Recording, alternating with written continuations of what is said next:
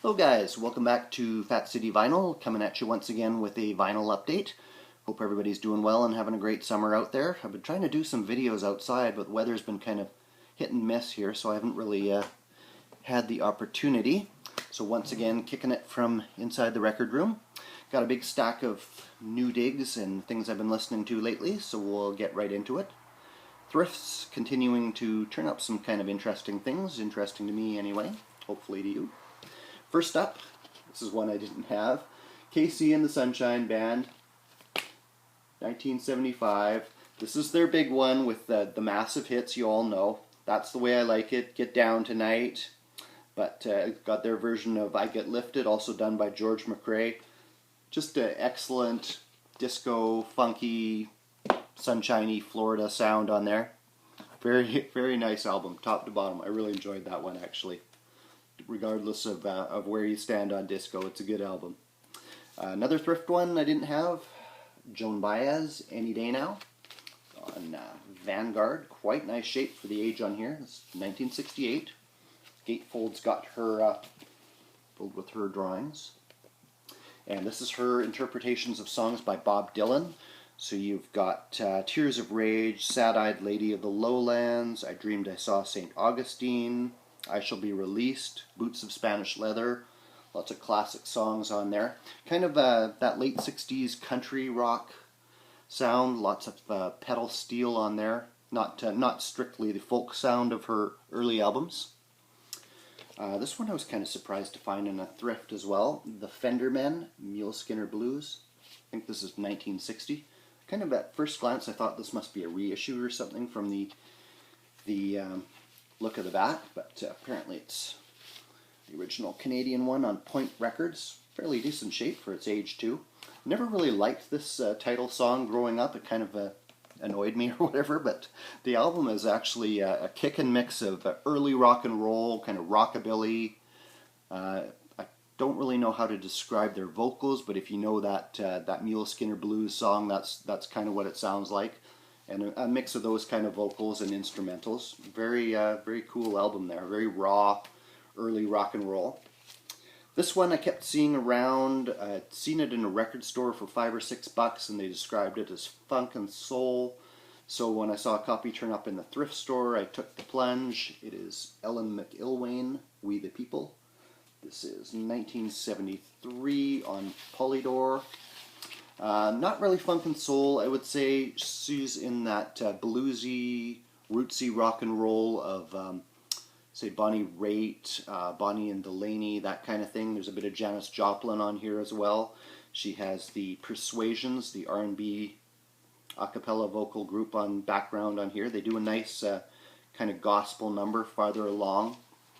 So pretty decent album, nothing earth-shaking. This one, another thrift find again. It is 10 Wheel Drive with Genya Ravan, Construction Number 1. This is their debut album, 1969. Again on Polydor. Pretty clean shape on this one, a little bit of a hole punch in the corner. But Genya Ravan is kind of one of the unsung women pioneers of rock. She started in the early 60s as part of a girl group that she fronted called Goldie and the Gingerbreads. Goldie was kind of her more Americanized name. She was born Janiusza Zelkowicz in Poland in 1940. Lost pretty much her entire family to the Holocaust. She arrived at Ellis Island in New York in 1947 with just her parents and a sister. Everyone else was lost.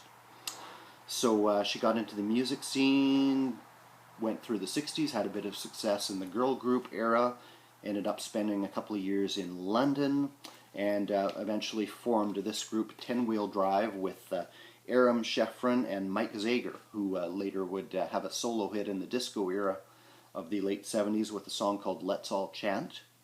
But this one is kind of a mix of the growling, bluesy vocals of Janis Joplin with the female-fronted psychedelic rock of Jefferson Airplane, and kind of on a base of the horn rock of Chicago and Blood, Sweat and Tears, if you can kind of visualize that. There is a bit of psych on here. Eye of the Needle is an 8-minute song with some sludgy guitar riffs, but lots of horns, lots of kind of gritty, growly vocals from her. She would record 3 albums with that group and then go solo through the 70s. By the late 70s, she kind of gravitated to the New York punk scene, the CBGB era, releasing her own albums. I have one from that period by her, as well as producing other artists. She did the debut album for a punk group called the Dead Boys in 1977, and produced Ronnie Spector's Siren album in 1982, still active today. This was another thrift find. This is an album in 30 years I've never seen, but I remember as a teenager a friend of mine sitting me down and making me listen to this song, probably in the music video, I would think. It's Doug Cameron, Mona with the Children. It's a Canadian one. He's kind of a singer, songwriter, socially conscious, rock and roll, folk influenced, I guess you could say. The title song, Mona with the Children, tells the story of Mona Mahmoudnezad, a 16-year-old high school student who is one of several score of Baha'i women, I'm reading from the liner notes here, and teenage girls imprisoned for their faith by the Islamic Revolutionary authorities in the Iranian city of Shiraz in June of 1983. Mona's crime was the education of Baha'i children, all of whom had been expelled from the Iranian school system. 10 of the prisoners, including Mona, endured days of physical and mental torture used by the Islamic mullahs, priests, to force them to deny their religion. When all refused, they were sentenced to death by hanging. In a final effort to break their wills, the authorities hanged the women one by one as the others were forced to watch. Mona asked to be the final victim executed so that she could pray for the strength of each one who was hanged before her. When her turn came, she kissed the rope and put the noose around her own neck. 16 years of age. There's her picture right there. So, yeah, I definitely remember that song. I don't think it was a huge hit, but definitely got some airplay. Like I said, I remember my friend making me watch that with practically tears in his eyes. 30 years, I've never seen the LP. I do have the single of it that I found a while back. Another Canadian one I found in a thrift. This is from 1989, I believe. It is Cash Tin, self-titled. They are a duo of Florent Vallant and Claude McKenzie. They are Innu. They are not Inuit. They are natives from the Maliotenam Reserve in Quebec on the St. Lawrence River. They sing entirely in their native language, Innu Elam, I think it's called. 12,000 people in the world speak this language. This album was released in the late 80s, became a huge hit in Quebec, and some of their videos got national airplay. It became quite a big sensation. I definitely remember seeing those videos at that time. I've never seen the LP, so I grabbed it. And their songs are, like I say, entirely in their native language. It's still quite accessible, very folky roots rock, but very nice album. The songs, from what I gather, are songs of family and love and community and pride in their heritage. Shineno, translated as What We Are, was the kind of the big song that got a lot of airplay. They would go on to record a couple more albums and still reunite periodically. Moving on with thrift finds. Lou Rawls, I often wonder if I need more Lou Rawls albums, but I'd never seen this one before. MGM, 1972. Usual Lou Rawls style, some kind of the spoken intros he does. A Man of Value, this one is called. But definitely some solid tracks on here. There's a cover of James Taylor's Fire and Rain. And yeah, very nice album. It's got a muscular band backing them up there. I don't know who they are, but they've got some chops. Definitely a few funky moments on there. And one more thrift find here. This is Paul Horn, China. This is his attempt to, still working on that Inside theme from his Inside the Taj Mahal albums. And this is him traveling to China. He attempted to record in some of the ancient temples there. Had kind of mixed results. So this is kind of a mix of studio and live recordings with traditional Chinese instruments by David Liang. And this is from 1982, and this is actually a signed copy to Ashley and Brigitte from Paul Horn. So thank you, Ashley and Brigitte, for passing that on. Golden Flute Records. Paul Horn lived not far away from me here in the Gulf, near in the Vancouver area. He lived on the Gulf Islands, I think, for a while there. That's probably why that one was here. Last video I was showing a live album by Manteca. I found their debut album. This is from 1982 on Ready Records. They are a jazz group from Toronto, very much jazz fusion. They incorporate a lot of Afro-Latin rhythms, Afro-Cuban beats, bit of Brazilian samba in there, as well as some pure jazz. Big band, 9 members here. So very cool stuff on there. That was a record bin, kind of cheap bin finds, record store rather. Another one, Ramsey Lewis, Up Pops. Cover a little beat up, but the vinyl is perfect shape. That is on Cadet. It's usual kind of covers of the hits of the day: Soul Man, Respect, The Look of Love, Jade East. The final track has kind of a cool Eastern flair, kind of maybe pointing the way towards his work with the Rotary Connection. Talked a bit about my buddy that's kind of downsizing some of his soul jazz records previously. I got a few more from him. New Yorka, Culture Clash in New York City, and New York Roots. Again, these are tracing different styles of Latin music in New York City through jazz, through the samba, and into the salsa era.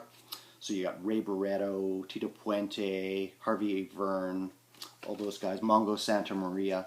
These two fairly similar, Harlem River Drive on there. Very excellent stuff. And then I also got Barrio Nuevo from him. This is more on the Latin funk, Latin soul tip. So you've got the usual suspects here. Mandrill, Fat City Strut. Wonder where I got that name from. Chaka-Chas, Jungle Fever, War is Coming, and Me and Baby Brother. Just dope stuff here. And the last couple of got some Jamaican music for you, not too much. A couple of mail order ones. This is the Roots Radics, Radic Faction. This is from originally released in 1982, I think, in the UK on the Cha Cha label, which I've definitely showed before when I got that Earth and Stone LP. This has been reissued just recently by Ohm Records. It's, I think, their 3rd LP release, and they've made kind of almost a trilogy of releases licensed from bass player Errol Flabba Holt, who is kind of one of the prime members of the Roots Radics, and tracing kind of the origins of the group. By this time in 1982, they were the top studio band in the Kingston music scene, laying down countless tracks. And then the tracks would get remixed into dub versions, usually mixed by Scientist. And this is a dub album. It's largely of vocal tracks recorded by the guitarist Bingy Bunny, aka Eric Lamont, who was a member of the Morwells group with Flabba Holt, and that kind of sort of morphed into the Roots Radics. So tough, crisp rhythms on here.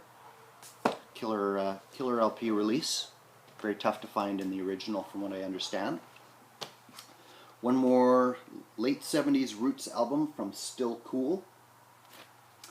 Unusually, they're a 4-piece harmony group instead of the more typical three-man group you would see in the 60s and 70s in Jamaican music, based on the Curtis Mayfield and the Impressions model. But they are kind of, yeah, just a straight Roots album. Their big hit off of this was To Be Poor Is a Crime, which was licensed by the UK sound system legend Josh Shaka and released as a 12-inch in the UK, which became kind of an underground hit there. I actually have a reissue of that, the 12-inch of that song, in my collection. But a few of these songs on this album were released as singles, but the LP was recorded but never released until now. So this has been reissued by DKR Records out of Brooklyn, who have a huge catalog of reissues they've done, many never previously released. So it is finally out there. Pavlov Black, who was known for his work at Studio One on the keys, is on here. And just a tough tough group of session players on there as well. Last up, Studio One Showcase, one of the latest in these sort of compilations that come from Soul Jazz Records. A lot of soul jazz in this video. And nice gatefold on there. The theme this time, they always have kind of a loose theme or motif that they base these compilations around. This is Studio One in the 1970s, so you can kind of take or leave the theme, but the track listings are always awesome on here. So you've got Horace Andy leading off with See a Man's Face, right into Cedric Brooks and Count Ossie. Got some Prince Jazzbo, Michigan and Smiley, Wailing Souls, Sugar Minot, Freddie McGregor. So straight killers from one end, top to bottom, as they say. So that's what I've got for you today, guys. Hope everybody's doing well, and I will have another update for you very soon. So cheers.